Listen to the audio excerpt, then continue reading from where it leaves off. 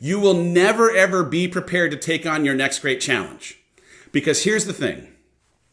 Your next great challenge would not be your next great challenge if it were something that you were fully and completely prepared for, right? If you're totally and completely prepared for the thing that you're walking toward, it's not a great challenge.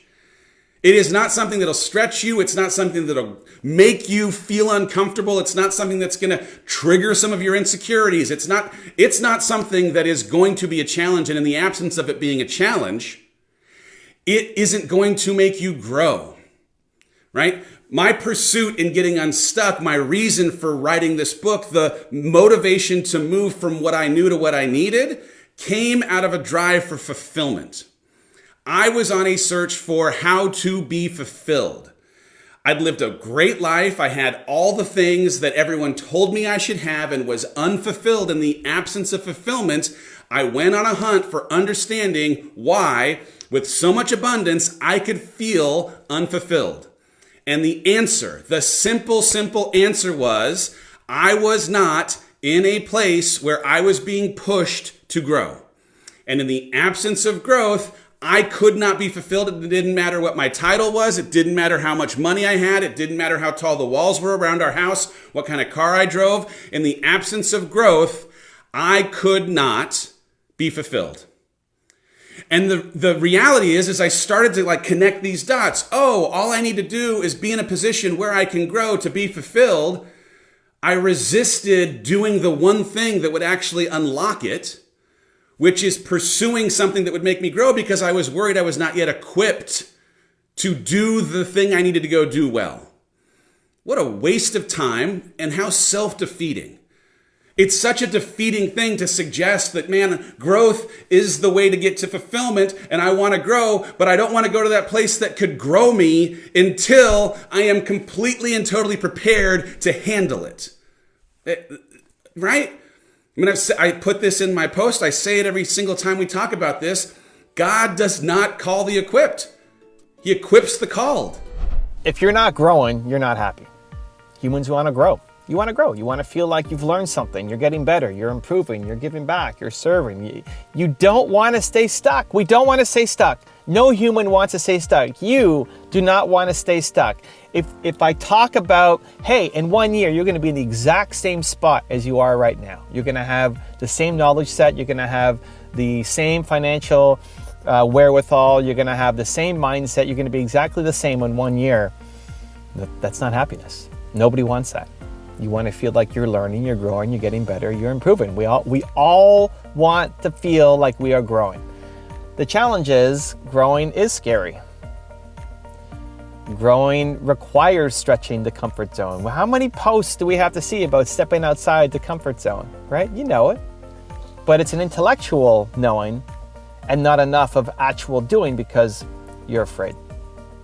And this is a big challenge for entrepreneurs, because you know you're capable of more, and you know you've got a big mission, and you know you've got a big dream. You know that you want to do more, but you're afraid of that thing. And the fear puts on the brakes. So I'm in my car right now, you've got your feet on the gas and the brake at the same time. What happens when you have your feet on the gas and the brake at the same time? Nothing. You don't move. You're going to end up spinning your wheels. Gas and a brake at the same time. The gas is your desire to grow and learn and know what you can make and what you can create and the life you want to build for yourself and your family and the impact you want to have and the lives that you're going to touch, right? It's exciting. It's exciting to think about everything you can make. It's so amazing. And then because we're afraid, no, brake, no, not happening, no. And so what we end up doing is just watching a bunch of content or reading a bunch of books or going to a bunch of seminars and having these moments of breakthrough and wisdom and maybe a tiny bit of momentum, and then immediately the brakes come back on again. It's not even, we blame haters or we blame our family. It's not even the people around us. It's you. It's the voice inside your own head telling you not to do it, that you can't do it. It's the sustained momentum that's missing. You want to grow, and if you're not happy, it's because you're not growing. So how do we do it? How do we start to break through? How do we start to get that actual momentum and the growth, so that you don't look back on the life that you have or the past year that's been and hate it and hate yourself, because that's where we get stuck, right? It's like, hey, wow, I wasted the past 2 years. I knew I wanted to do it and I wasted. Has that happened to you? You ever felt like that? I wasted the past years of my life. I suck. And we just beat ourselves up. That's not the point. The point of this is not to beat ourselves up. The point is to use the potential fear of regret as a driving force to move forward. Okay, so how do we do it? How do we start getting into action mode? How do we start listening to our intuition? How do we start building the momentum that we need to get the growth in our lives to build a better life for ourselves and the people around us? Number one is get inspired. You are the product of your environment. We've talked a lot about that. You are the average of the 5 people you hang out with, right? People have said that over and over and over again. So how do you elevate your environment so that you can be more inspired? I do it through my content.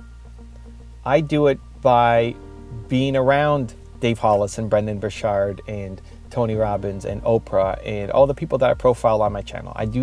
I'm around them. They inspire me. I've had the fortune to meet some of them, to be able to call them, but a one-off call isn't enough. Like, you need it daily. Just like you need to brush your teeth for your dental hygiene, you need inspiration hygiene. You need mental hygiene by being around the people who inspire you. It's why I make so many videos, and hopefully there's something that inspires you. It's the idea of this channel. Like, why? To start your day with some inspiration, to help you get going, to give you the courage to say yes. So what makes you come alive? Who are the people who you want to spend more time with? And find a way to do it, whether it's a real human that you can go and have coffee with or talk to, or if it's online. You know, again, most of my inspirations come from online, from my own videos. I make them for me, and then I share them with you, and thankfully you guys like them, so we can invest in team and continue building more content out. But who are the people that make you come alive? Just the way they speak, the way they talk, it just connects with you, and it makes you want to do more. You know, not in a bad way, like I suck, I should have done better, but in a positive way forward. Like, I want to show up better today for myself and the people around me. Who makes you feel like that? And then surround yourself with them. And if it's me, I'm honored to be a part of your journey. And if it's somebody else, a lot of people discover people through my channels. Like, hey, I discovered Dave Hollis or Gary Vee or Tony Robbins through your channel. Thank you. I don't watch as much of your content anymore, but I watch them a lot. Like, great. As long as you're getting what you need. That's the whole point. So step number one is you have to be inspired. Okay, how do we start getting the growth? Be inspired. Build it into your daily routine. If you are inspired every day, not hoping things happen, not hoping somebody sends you a message, right? That's not going to happen. But you manufacture it, you create it, because you know being around these people inspire you. If you did that you got inspired every day, your life will be dramatically different, I promise you. Step number 2 is immediate momentum. Immediate momentum. You want growth? Immediate momentum. You get that idea, you get that inspired voice coming into your head. It's going to say, hey, Evan, go do this. Hey, launch this video. Hey, sign up for Discord. Hey, get into NFTs. Hey, like whatever the thing is, whatever the voice that comes to you when you feel inspired, that's the right voice for you. That is guiding you in the right direction. Listen to it. Listen to it and take some kind of immediate momentum. I was talking to somebody inside my Discord today, asking him about his NFT projects. I have my NFT project. He wanted to start his, and it's just a lot of overthinking. It's like, well, I don't know how to do the smart contracts, and I don't know what kind of value to add. I don't know. I've got this big plan for how everybody can earn a share of what this project makes, and I don't know how the mechanics of all that works. Like, dude, that is such a big vision. It's great, but what's the immediate momentum you can take today to start to learn about it? It's like, yeah, I'm overthinking it. Launch, create, go. And you'll learn more by actually doing than by trying to overthink your way through every step. The overthinking is just fear talking. So you've got great ideas. Momentum, guys, momentum, immediate momentum. What's the thing? Like, that first step is the hardest step. Filming the first video is the hardest step. Creating the first page of your book is the hardest step. It's the hardest step, is the first step. So just take that step. Give yourself the permission to suck and just make that first step happen. Immediate momentum. So number 1, get inspired. 2, immediate momentum. And then 3, create a calendar that maps to your ambitions. So the immediate momentum is great. Now we need to sustain it. Well, sustained momentum comes from habits, and habits come from what's in your calendar. If you hope that you have time in your calendar to make something happen, it's never going to happen, right? It just won't. I'm filming this on my YouTube day. Once a week, I have a day that I dedicate to filming videos. And if I didn't have it in my calendar, it wouldn't happen. If I waited till I was always inspired, it wouldn't happen. There's a call happened later on today, and somebody asked me if I was going to join the call. I said, well, it depends on how well my videos go. I'm filming videos today. It's blocked off. I blocked the whole day off. And sometimes it flows, and I'm just banging out videos like, oh my gosh, this is such a great vibe I'm in. Let's go. And sometimes it's more of a grind where I have to manufacture it. I gotta build it inside myself before I can make the videos. So sometimes it comes up really quickly, and sometimes it takes more time. But I have the whole day planned to do it. And if I didn't have that day planned, I wouldn't make nearly as many videos. You know? So it can start with an inspiration, right? You go through the 3 steps. It starts with inspiration. I'm going to make videos. I'm going to make some content, right? If that's you, great. That idea came to you? Yes. We're in the yes business now. We're not in the no business anymore. Yes, we're going to do that. Great. Step number 2, immediate momentum. The best thing you can do is film a video today. Film a video today. That's all you need to do. But what camera and what microphone and what gear and when am I going to talk? Don't overthink it. I'm sitting in my car on my cell phone. Well, Nina is at Costco. You can't really see it. Nina's shopping at Costco, and I'm filming off my cell phone. Go. Immediate momentum. And then 3, we've made our first video. Great. Now, when's the next one going to come out? You create a calendar for it. You block off some time, once a week, once a month, whatever it is, to put in your calendar. This is when I'm going to be making more content. You get inspired. You take immediate momentum, and then you put it in your calendar so that momentum becomes a sustainable habit. This is how you grow. Because you want to grow. Because growth is important. Growth will lead to happiness. If you felt like the next year is going to matter, that you're going to grow as a human, you're going to grow in your finances, you're going to grow in your mindset, you're going to grow in your knowledge set, you're going to grow in your ability to serve, you're going to grow in the impact that you're going to have. If you could actually feel like I'm going to grow a lot this year and then actually execute on it, where would you need to be in a year for you to look back and say, I'm proud of myself? Maybe you're proud of yourself for the past year. Maybe you're incredibly proud of yourself, or maybe you're saying, you know what, I did some things, but I could have done a lot more. Use that as a fuel to make the next year count. The growth that you have inside you, it's entirely possible when you decide to consistently get inspired, take immediate momentum, and then schedule in the habits so that momentum becomes sustainable. Also, to make sure you're actually taking action after watching this video, I've designed a special free worksheet just for this video. The worksheet will highlight all of the lessons learned in this video, as well as pull out our 3 favorite learnings and quotes that will inspire you to actually do something. The worksheet will also give you space to write down what your key takeaways are and your specific plan of action to make sure you're getting results. If you want the worksheet designed specifically for this video, absolutely for free, there's a link in the description below. Go click on it and start building the momentum in your life and your business. I'll see you there. So few people who could succeed actually do succeed because they've given up on learning, study, and growth. LSG, learning, study, and growth. The neurobiologists and neuropsychologists will tell us that the human brain craves learning, and it craves curiosity, and it craves novelty. And unfortunately, a lot of us, we learned in school, but the moment we left school and walked out into the world, we've given up on our personal commitment to growth. And so I'm inviting you with great love and respect to reclaim the curiosity you once knew as a child when you were overflowing with awe and wonder. You see, our natural state is the way we're as children. We're built to be curious. We're built to be passionate. We're built to be full of energy. We're built to question things. You look at a little child and it's like, Mommy, Daddy, why?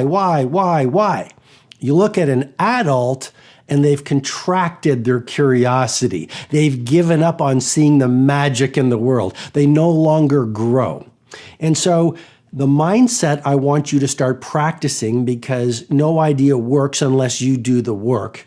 To install a core belief, you just practice it until it becomes automatic. That's how you actually get to change your psychology. And so the mindset I invite you to start practicing each day is what I call the 2X, 3X mindset. To double your income and your impact, triple your investment in 2 core areas. Number 1, your personal mastery, and number 2, your professional capability. And how do you do that? Again, you do it through learning, study, and growth.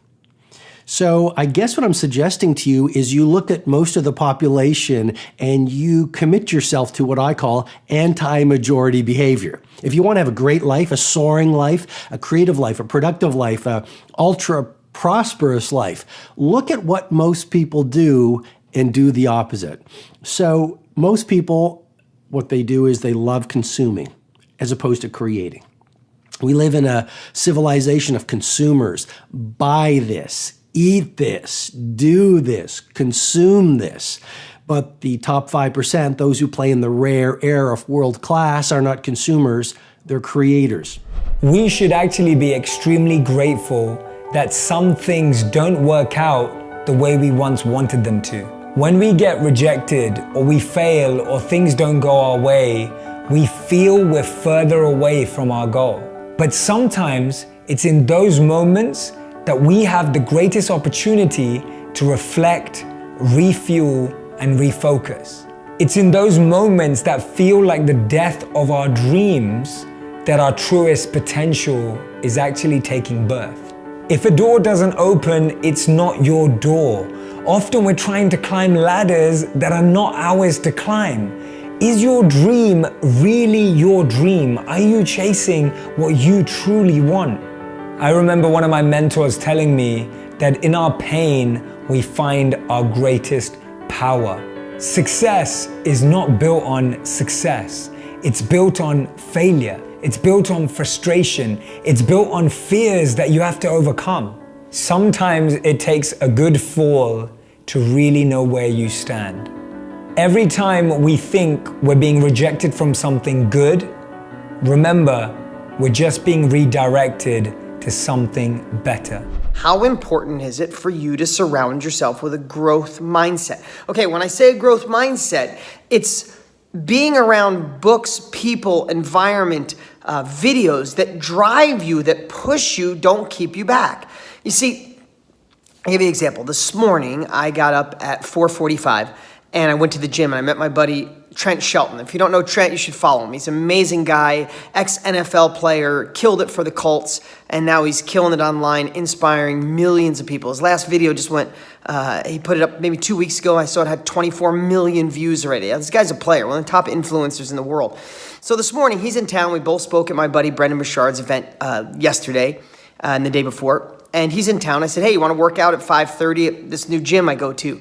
So he's like, hell yeah. So he meets me there at 5:30. Now, Trent's in his 30s. I'm 2 months away from 50. And the reason I share that is not to brag, but the truth is, I stayed up kind of late last night and I was tired this morning. I've had this on and off cold. I think it's allergies, whatever. So I'm not feeling the best. So I got out of bed and I'm like, well, I'm meeting Trent. I'll just, I'll do my best I can to get a decent workout in. Well, the trainer I have now, I haven't had a trainer in like 3 years. This guy's a monster. I mean, a monster as far as killing you, right? So I show up and Trent is so positive that we subliminally inspired each other to go to another level. We freaking killed it. I mean, he's an ex-NFL player in amazing shape. He's running a marathon in a couple months, and I just didn't want to be the older guy falling behind. In fact, we were dead even on weight, on reps, on everything through this workout, and it was his growth mindset. It was his desire to always grow is the same as mine. It kept pushing me and motivating me. Now, simultaneously, how does that work in your business life with you making more money? Are you surrounding yourself with the right books and the right people that say, yes, you can. There is a next level. Yes is the perfect time. Yes, you may fail. Yes, it may be hard, but it's worth it and you can do it. Or do you have people in your life that are saying, well, I don't know if it's the right time. I know it can work, but I don't know if it can work for you. Or maybe the market's too saturated, or it's just not your time, or you don't have the education or the right partners. Same when you go to the gym. If I would have showed up this morning and Trent would have said, man, I'm a little tired. I was up late. Yeah, me too. We would have screwed that workout up. It literally is that simple. So let me ask you again, are you surrounding yourself with a growth mindset? I look at everything I'm doing right now, everything for my business right now. And I go, okay, of all these things I'm doing, which ones will lead to significant growth this year? Which ones will lead to significant growth this year? Everything else I start pushing out on the calendar. Whether I push it out 2, 3, 4 months from now, or I push it till next year. But I do a real close look at all of my activities. I look at my partnerships, my relationships. I look at everything I'm doing in terms of marketing funnels or brand building, or what I'm doing in the marketplace, or what I'm doing in my career. And I go, which ones of these things are leading to significant growth? And if it's not leading to significant growth, I need to minimize that time. Now I know you might say, well, what's the difference between like a core 3 and a significant growth rule? Well, the significant growth rule is for the rest of the year, right? The core 3, you already know. The core 3 are the 3 things you're already doing to getting results. The significant growth rule is all these new ideas people are going to give you and put on your plate in August and September and October, November. Everyone's going to give you some more things to do, right? There's going to be new opportunities. And every new opportunity or every new idea, your thing has to be at this time of year. Will that lead to significant growth this year? If it is, maybe you can add that on to your workload. Because remember, I'm just asking for an hour here. Maybe you can add that on. But if a project comes your way and it doesn't lead to significant growth at this stage of the year, and it won't lead to significant growth the rest of this year, I'm out. I'm out. So I turned down 2 or 3 projects just last night from people. Good ideas, great ideas. But I know those won't lead to significant growth until next year. So I'm like, not till next year. Because I know that instead, if I focus on these things, the core 3, or other projects that I do know lead to significant growth, in other words, significant growth is a way for you to prioritize and say no. I don't want you taking on any new projects at this stage of the year if you don't believe they'll lead to real growth by the end of the year, because you could just focus on these more, right? It's that old story of Acres of the Diamonds. You know, people travel all around the world looking for the treasure and working so hard looking for the new thing, and then they come home and one day they put the spade in the backyard and they dig up some diamonds, right? Often your next big breakthrough, it's already in your yard. You know, what I tell people all the time, you've probably already met the person who's going to help you generate your next $100,000, your next $1 million. Like you already met, they're already in your network. But you're spending all this time to go do all these other things. You already met the person who's going to make you your next $1 million, or give you access to an audience, or give you access to an opportunity. You've already met the person, but you're out there searching for new. And you're accepting all these new ideas. And as you accept new ideas as a high performer, what does that do? That crowds out other things. And so from this day forward until the end of the year, I want you to have the significant growth rule. Will this project lead to significant growth by the end of the year? If not, table it. In your experience with all the, business experience that you've had, the books you've read, the people that you've spent time with, what do you think is the biggest impediment to people waking up out of this matrix-like existence that's so easy for us to fall prey to? So I've had a realization recently that I'm not an all lanes driver. There are certain things I've spent so much time thinking about that I'm very good at answering questions, and there are certain things that I'm not. So I'll give you an answer to that question from my very specific lens, which is all about the person. So I think that if the things in the world that scare me, the divisiveness scares me. And when I think about what is the individual's creation of that divisiveness, it is one, a desire to belong to a group intensely, a fear of being ridiculed or emotionally ostracized. And once we know that we have this like sucking need to belong, to be respected, to be liked, you can really begin to decide what are the things that you want to be liked for, respected for. And when those are things that you respect yourself for, then all of a sudden it becomes very easy to do two things: to build something that is born of connection, community, kindness. Not that you're not selfish. I'm very selfish. It just so happens that the more selfish I am, the more I like to connect and help other people. I am very much doing it for me. But it manifests in a way that is humanity neutral, worst case, and I think humanity plus ultimately. So that starts with me having a growth mindset, so that you want to see how you're wrong, that you can have these really ferocious ideas, but hold them loosely.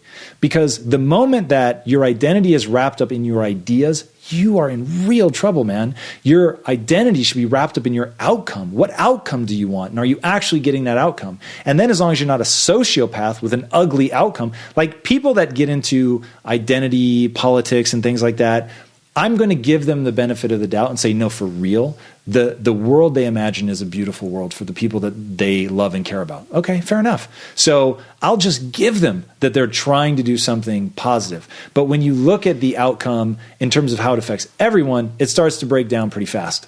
Like, that's where it really starts to worry me. So that to me says that your identity is based on something that isn't necessarily anti-fragile. It's probably based on something pretty fragile. So to use Nassim Taleb's term, something that is fragile, that's easy to understand. Something that is anti-fragile isn't something that's strong or resilient. Those are still defined by their breaking point. It's just that their breaking point is far away. But ultimately, even something that's strong, it's strong because you think, wow, it can take a lot before it breaks. Something that's anti-fragile, on the other hand, actually grows stronger the more that it's attacked.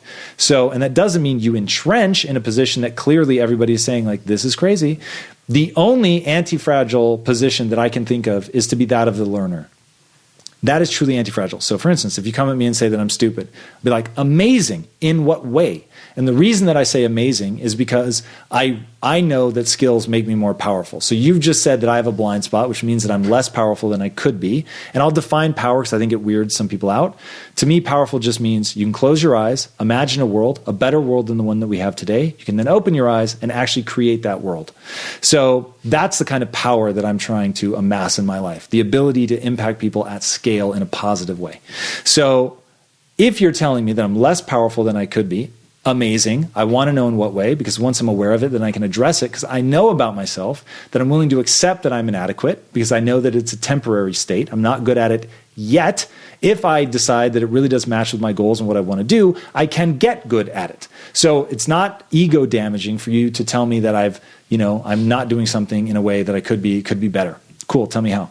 When people don't want to hear that, it's like, they're in a very brittle place. They're being backed into a corner, and people lash out and they're backed into a corner. So at an individual level, I would say to everybody, if you feel that your blood boiling when somebody challenges you, if you feel like a caged animal or like you're being backed into a corner, I promise you 100%, it is not the truth of the world. It is that you have a fragile something, a fragile ego, a fragile belief system. Something in there can break. And because it can break, you're trying to protect it. And the more you try to protect it, the more hardened and potentially violent, vicious, cruel, whatever, that you may become. So when it isn't that, and you're not afraid of that thing breaking because you want to take information in, you want to assess it, doesn't mean you're going to agree. You may take that criticism and go, I actually don't think that's accurate, but I'm really grateful that you gave me that piece of information. And look, intention matters. You can tell when someone's just trying to be a so it's like you've got to be cognizant enough of that. But when you get to that point where you're leading with, everything is my fault, including the way this person's coming at me. I've done something to make them want to come at me too hard or whatever. So at the individual level, I think that the fragility versus anti-fragility is where everyone should start. If you want to see the one-on-one I did recently with Dave Hollis, check it out right there next to me. I think you'll love it. Continue to believe, and I'll see you there. You can either have multiple good days in a row, or you can be an entrepreneur, but you can't have both. There's a limiting belief of some kind. There's someone who has told a story that you've decided to believe,